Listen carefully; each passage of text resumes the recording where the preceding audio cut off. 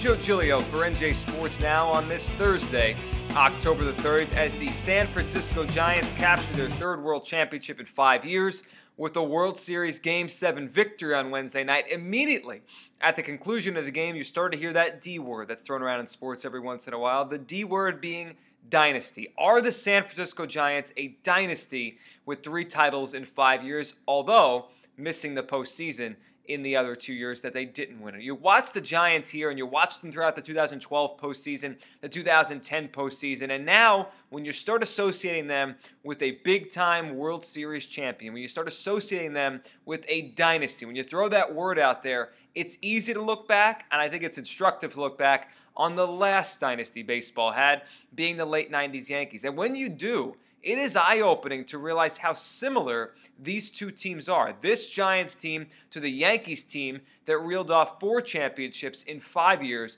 in the late 90s, stemming into the year 2000. And really, it's amazing because when you watch them, you don't think about it. You think of the payroll, you think of how many games they won during the regular season. But in October, you see the similarities and they jump off the screen. We could start with the great postseason lefties. Of course, Madison Bumgarner now needs no introduction after dominating the Royals, after dominating the Tigers, after dominating the Rangers. When it comes to the World Series, when it comes to the postseason, nobody right now is better than Madison Bumgarner. And his calling card is that he's a very good regular season pitcher, but when October comes around, he's great. You can make the case that a lot of Andy Pettitte's career, the great lefty for the Yankees, was similar. A very good regular season starter, but in October, especially those early years in October with the Yankees, he was lights out. He was Bumgarner-esque at times for the New York Yankees. You go to the managerial seat where it all starts, and you could tell the leadership of Bruce Bochy now gets through to his players. He is baseball's best manager right now,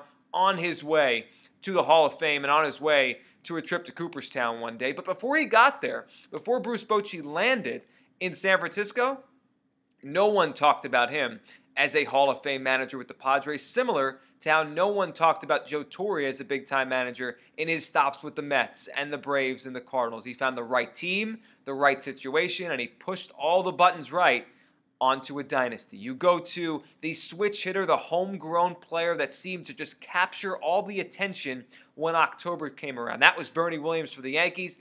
It is Pablo Sandoval now for the San Francisco Giants. And, of course, the last shot of Sandoval catching the ball on Wednesday night to close it out reminded me of Andy Pettitte catching the last out of the 2000 World Series to cement another championship for the New York Yankees. You can go to the de facto captain of the Giants, the real captain of the Yankees, the face of the franchise with Buster Posey now compared to Derek Jeter with the Yankees. I mean, you think back, I don't think any baseball player since Jeter has had the start of a career like Buster Posey. I mean, Jeter had Rookie of the Year, he won 4 titles in 5 years, and he won a World Series MVP and an All-Star Game MVP to start his career. Posey has a League MVP, has a Rookie of the Year, and, of course, he has himself 3 championships in 5 years. Not a bad start for Posey to mimic here what Jeter did. I mean, you think about all the similarities of this team, and maybe the one that's most apt is Hunter Pence in right field. And you look at him, the way he plays, the intensity he plays, and how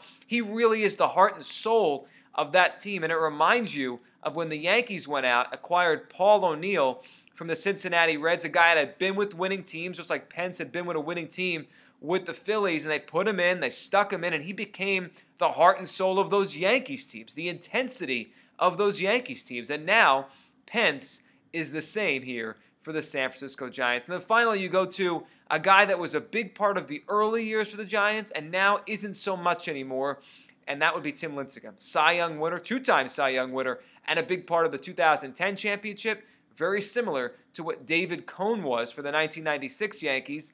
And by 2000, he was phased out, a long man in the bullpen, just like Tim Lincecum was in 2014. The San Francisco Giants, are they as great as the late 90s Yankees? No, I don't think so. Their best couldn't match the best of the 1998 Yankees.